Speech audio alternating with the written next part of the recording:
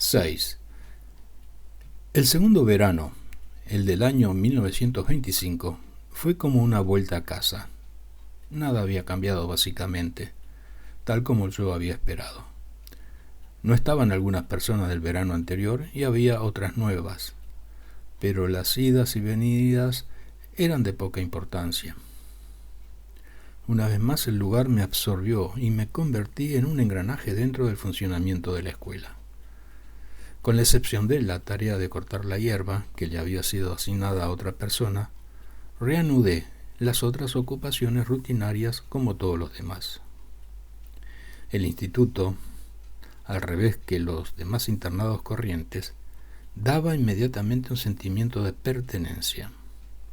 Puede ser cierto que el propósito de trabajar con otra gente en el mantenimiento de la escuela, pues en esto consistían nuestras tareas, tuve una meta elevada.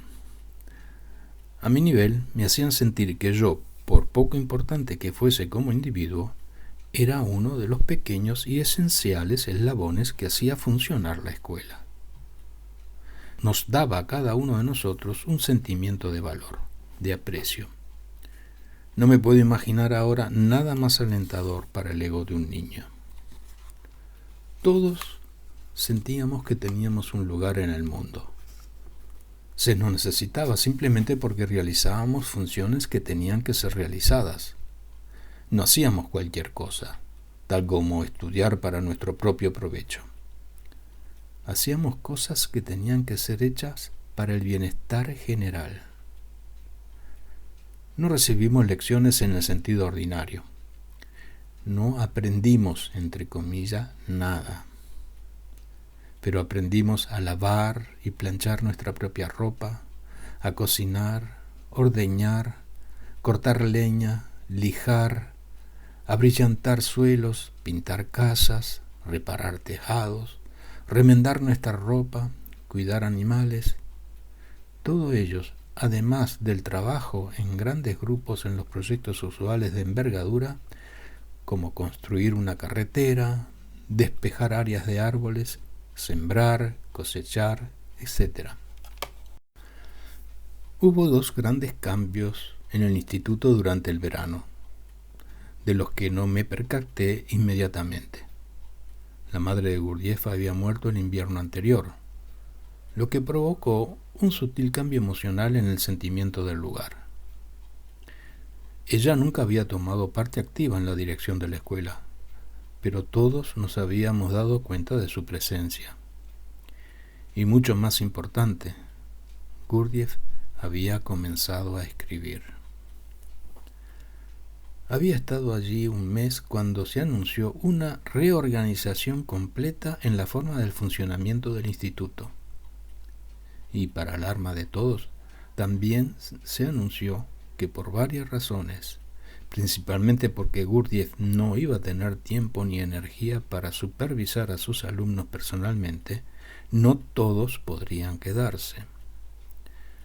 También se nos dijo que en 2 o 3 días Gurdjieff entrevistaría a cada alumno personalmente y decidiría si se quedaba o no, y lo que haría en caso de que se quedase.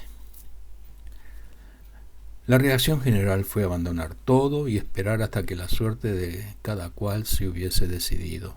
Al día siguiente, después del desayuno, las paredes resonaban con los chismes y especulaciones. Todos expresaban sus dudas y sus temores sobre el futuro.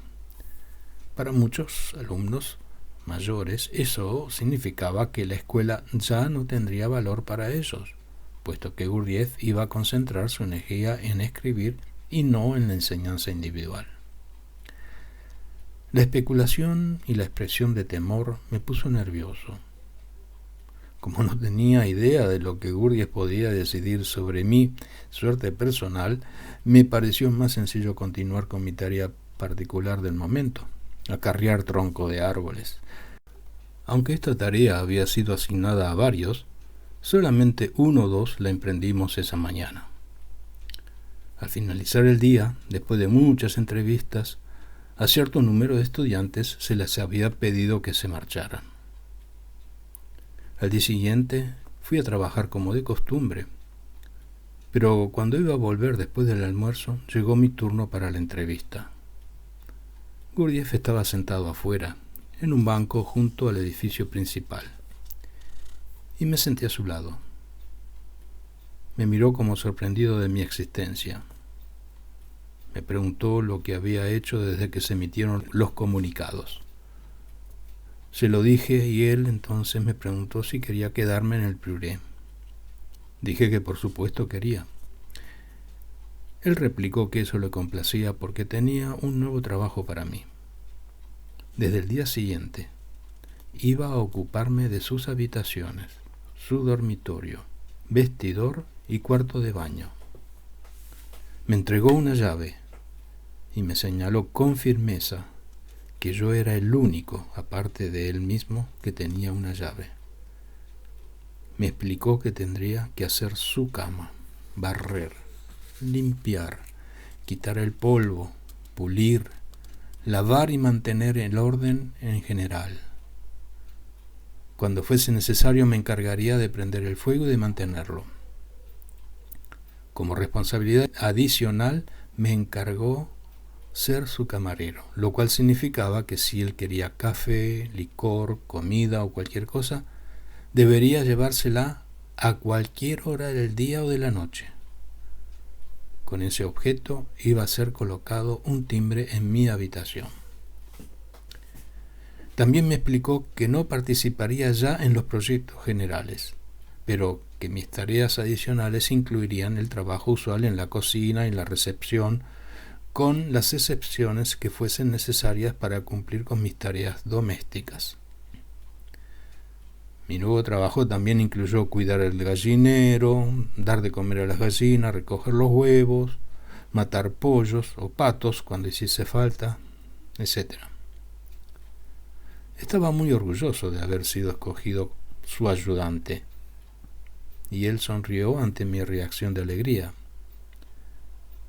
Muy seriamente me informó que la selección le había hecho en un impulso momentáneo. Había despedido a un alumno que había estado haciendo este trabajo y cuando yo aparecí para la entrevista se había dado cuenta que no era esencial que yo desempeñase ninguna otra tarea y de que estaba disponible para este trabajo. Me sentí avergonzado de mi orgullo, pero no menos feliz por ello, y seguí pensando que era un honor. Al principio no tuve más contacto con Gurdjieff que antes. Por la mañana temprano yo soltaba las gallinas de las jaulas, les echaba de comer, recogía los huevos y los llevaba a la cocina. Para entonces, Gurdjieff ya estaba listo para tomar su café matutino, después del cual se vestía y se sentaba en una de las mesitas del lado de la terraza, donde pasaba la mañana escribiendo, mientras yo limpiaba la habitación. Esto llevaba bastante tiempo. La cama era enorme y estaba siempre en desorden. En cuanto al baño, lo que le hacía a su vestidor y cuarto de baño es algo que no puede ser descrito sin entrometerse en su intimidad. Solamente diré que físicamente el señor Gurdjieff vivía como un animal. Por lo menos esa fue mi conclusión. Tan solo la limpieza de esas dos habitaciones era un gran proyecto diario. A menudo el desorden era tan grande que tuve sueños en los que se revelaban dramas higiénicos por la noche en el vestidor y en el cuarto de baño. A menudo sentí que él tenía alguna intención consciente de destruir esas habitaciones. Hubo ocasiones en las que tuve que emplear una escalera para limpiar las paredes. Mi tarea de celador solo asumió realmente importancia entrando el verano. Su actividad de escritor trajo muchas más visitas a su habitación. Gente que trabajaba en traducir inmediatamente sus libros, según los escribía al francés, inglés, ruso y posiblemente en otras lenguas. Entendí que el original era una combinación de armenio y ruso, puesto que, según dijo, no podía encontrar lengua alguna que le proporcionara suficiente libertad de expresión para sus complicadas ideas y teorías. Mi trabajo adicional consistió principalmente en servir. Todos los que venían a verlo se reunían en su habitación. Esto significaba servir café y armagnac, y también que la habitación debía ser arreglada después de cada visita. De hecho, recuerdo que, a menos que él estuviese entrando o saliendo de la habitación, casi siempre estaba sobre su cama. En tal situación, incluso, al tomar café, podía provocar una catástrofe. Café derramado por toda la habitación y normalmente sobre su cama, que tenía que ser rehecha con sábanas limpias cada vez. En ese tiempo hubo rumores que yo no podría desmentir, según los cuales en su habitación ocurría mucho más que tomar café y armagnac. El estado de sus habitaciones después de la noche indicaba que cualquier actividad humana podía haber tenido lugar. Sin duda, en sus habitaciones se vivía en el pleno sentido de la palabra. Recuerdo muy bien un incidente en su habitación que supuso para mí algo más que la normal realización de las tareas domésticas. Tenía un visitante distinguido ese día, Alfred Richard Orage, un hombre muy bien conocido por todos y considerado un maestro acreditado de la teoría de Gurdjieff. Después de la comida, aquel día, los dos se retiraron a la habitación de Gurdjieff, y yo fui requerido para llevar el café como de costumbre. Orage era un hombre de talla, y todos lo tratábamos con gran respeto. No había dudas respecto a su inteligencia y su dedicación, su integridad. Además era un hombre afectuoso y compasivo que gozaba de mi gran afecto personal. Al llegar a la puerta de la habitación de Gurdjieff con el café y el brandy en la bandeja, vacilé espantado por los violentos gritos de furia que se oían. Di unos golpes en la puerta y al no recibir respuesta, entré. Gurdjieff estaba de pie al lado de su cama en un estado que me pareció de furor totalmente descontrolado. Estaba chillándole a Orage, que impasible y muy pálido se encontraba acorralado en una de las ventanas. Tuve que pasar entre ellos para poner la bandeja sobre la mesa. Lo hice impresionado por la cólera en la voz de Gurdjieff. Después me retiré, tratando de hacerme invisible. Cuando llegué a la puerta no pude evitar mirarles. Orage, un hombre alto, parecía avergonzado, derrumbado, como pegado a la ventana. Y Gurdjieff, de hecho no muy alto, parecía inmenso, una completa encarnación de la cólera. Aunque sus palabras fueron dichas en inglés, no fui capaz de escucharlas. El caudal de ira era demasiado grande. De súbito, en el espacio de un instante, la voz de Gurdjieff se apagó. Toda su personalidad cambió y me dirigió una amplia sonrisa, increíblemente pacífica, interiormente tranquila. Me indicó que me marchase y después continuó con su diatriba con la misma fuerza. Esto ocurrió tan rápidamente que creo que el señor Orage ni siquiera notó la interrupción en el ritmo. Al oír por primera vez la voz del señor Gurdjieff desde afuera de la habitación, me quedé horrorizado. Que este hombre, a quien yo respetaba sobre todos los demás seres humanos, pudiese perder el control completamente. Fue un golpe terrible para mis sentimientos de respeto y de admiración hacia él. Al pasar entre ellos, poner la bandeja sobre la mesa, solo sentí pena y compasión por el señor Orage. Después, al dejar la habitación, mis sentimientos fueron completamente opuestos. Todavía estaba espantado por la furia que había visto en Gurdjieff aterrando. En cierto modo todavía lo estaba cuando me marché de la habitación, porque me daba cuenta de que no solamente no era incontrolado, sino que de hecho actuaba bajo un gran control y completa conciencia de su parte. Aún sentí lástima por el señor Orage. pero estaba convencido de que tuvo que haber hecho algo terrible a los ojos de Gurdjieff para justificar tal estallido. No me pasó por la mente que Gurdjieff pudiese estar equivocado en ningún sentido. Estaba fuera de toda duda que yo creía en él con todo mi ser, absolutamente.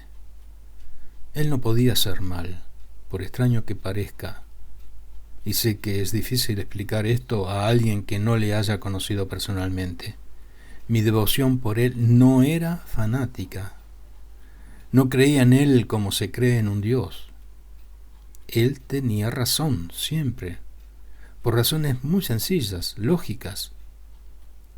Su forma de vida, entre comillas, fuera de lo común, cosas tales como el desorden en su habitación, el pedir café a todas horas del día o de la noche, todo ello parecía mucho más lógico que la así llamada forma de vida normal.